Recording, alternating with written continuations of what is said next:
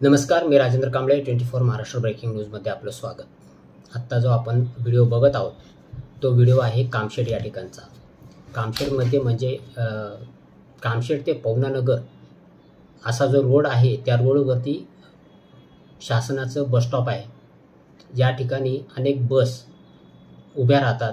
या ठिकाणी बसची वाट बघत प्रवासी बसलेले असतात आणि याच ठिकाणी समोर एक पाण्याचा वॉल तयार केलेला आहे।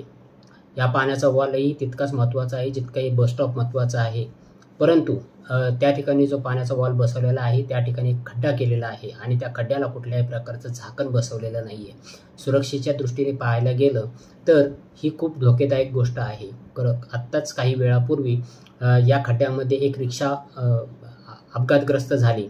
खरं तर या ठिकाणी येणाऱ्या नवीन लोकांना त्या खड्ड्यासंदर्भात माहिती नसते आणि अनावधानाने गाडी त्या खड्ड्यामध्ये जाते। खरं तर त्या ठिकाणी अनेक प्रवासी बसची वाट बघत उभे असतात।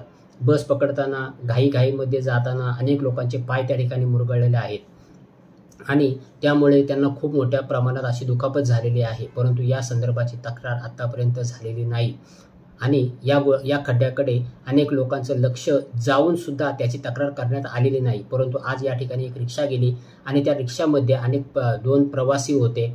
त्याचबरोबर त्या रिक्षामध्ये प्रवाशांचे सामान हे सुद्धा त्या रिक्षामध्ये होते आणि ती रिक्षा त्या परिस्थितीमध्ये त्या खड्ड्यामध्ये गेली। जर कधी यदाकदाचित त्या रिक्षाला जर थोडासा वेग असता तर ही रिक्षा त्या ठिकाणी रिक्षाच्या माध्यमातून त्या ठिकाणी मोठा अपघात होऊ शकत होता। त्याचबरोबर त्या ठिकाणी प्रवासी असल्यामुळे जर एखादं वाहन त्या ठिकाणी अशा प्रकारे जर वेगामध्ये येऊन जर पलटी झाले तर अनेक प्रवाशांनाही त्या ठिकाणी धोका होऊ शकतो।